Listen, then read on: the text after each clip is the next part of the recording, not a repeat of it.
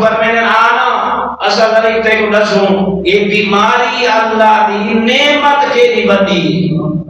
یہ بیمار ہو اللہ کا شکر ادا کیا کرو یہ بڑی نعمت ہے معصوم فرمائے جے بندہ بیمار نہ نا تے اللہ کو اپنا قیدی بنے دے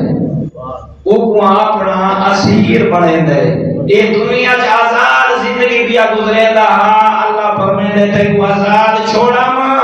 تے میں چاہاں تیرا وجود میری ابدی نعمتاں دا مستحق بنے تے میں تے کو آزاد چھوڑ کے نیچے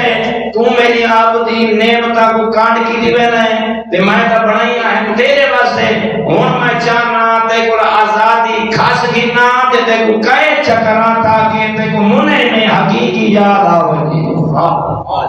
آئیں جڑا تکبر والی صفت آئی لڑائی بڑائی والی صفت آئی یہ تے کو نہیں پتہ لگدا جو ایلا مال دیندا ہے تے تو زکات نہ پیا دیندا اون تے کو ایلا مال دیندا ہے تے کو خمس دی سمجھ نہیں پئی آندی اللہ دی ماری اس واسطے دیندا ہے تاکہ تے کو موقع دیواں جو تو کلے بائے کے سوچے اون ڈٹا میں کو کتنا ہے تے میں اون دی راہ وچ بنڈا کتنا ہے وہی موقع لینا ہے معصوم فرمائے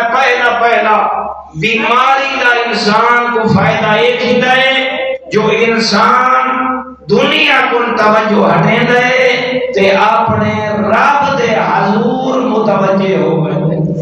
دوسرا معصوم فرمایا بیماری کا فائدہ حضرت انسان کو یہ ہو گئے جو انسان گناہ کو باز آ کے نہیں وہ جڑے پہلے گناہ کی دی بدا ہوندا ہے اون دے تے کریا کرن پائے بیٹھے اون دے تے رونا پائے بیٹھے اون دے تے دھاڑا مارن پیا بیٹھے ہن کو رب یاد آندا ہے تے او اللہ دی بارگاہ وچ ایک گناہ کو یاد کرے تے اون دی معافی منگدا ہویا نظر آندا